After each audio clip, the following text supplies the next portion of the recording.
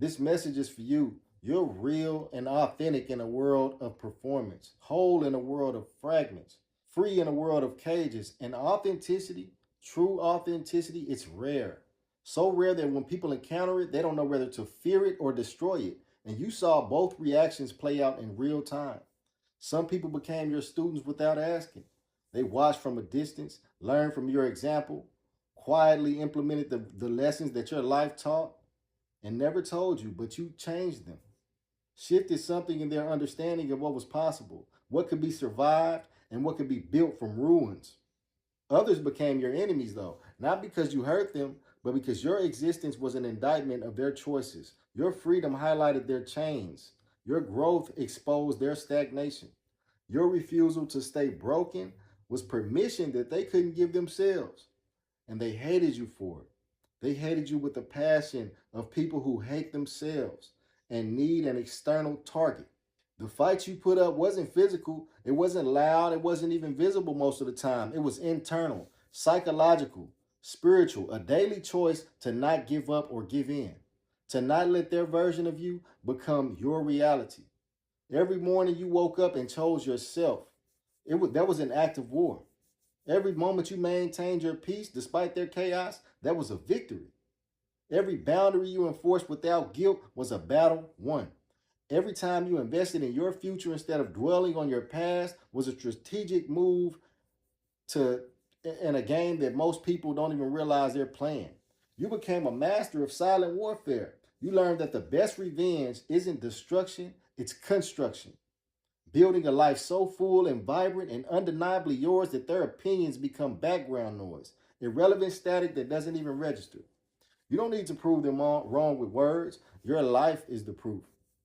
Walking, breathing, thriving proof that everything they said about you, everything they predicted, everything they hoped for your downfall, it was all lies, projections. They were manifestations of their own fear and inadequacy. And time passed, and then the whispers changed. Did you hear what they did? Did you see what they built? Did you know they're actually making it?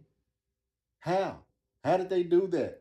After everything, after all of that, the questions multiplied and the curiosity intensified. Suddenly, you weren't the cautionary tale, you were the comeback story. You weren't the warning, you were the blueprint. You weren't the victim, you were the victor. And that shift, that reversal in the narrative, it didn't happen by accident. It happened because you fought.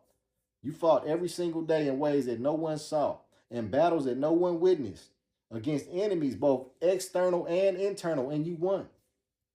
Not perfectly and without scars, not without losses, but you won the war that mattered, the war for your own soul, for your own story, and for the right to define yourself instead of letting them do it. They had to watch as everything they said wouldn't happen. As everything they said you couldn't do, you did. As everything they said you couldn't become, you became and surpassed. And that watching and witnessing in their own wrongness and miscalculations and underestimations, it was the sweetest revenge you never asked for. You became history not in the grandiose public way, but in the most personal, profound way. You became the story that people tell when they need hope, when they're at their lowest, when they think it's impossible to come back from where they are. And then someone says, let me tell you about someone I know. Let me tell you what they survived and how they came back. Your name carries weight now, not because you sought fame, but because you sought truth, authenticity, freedom. And those things, they resonate with people on a frequency that transcends words, that bypasses logic and speaks directly to the soul.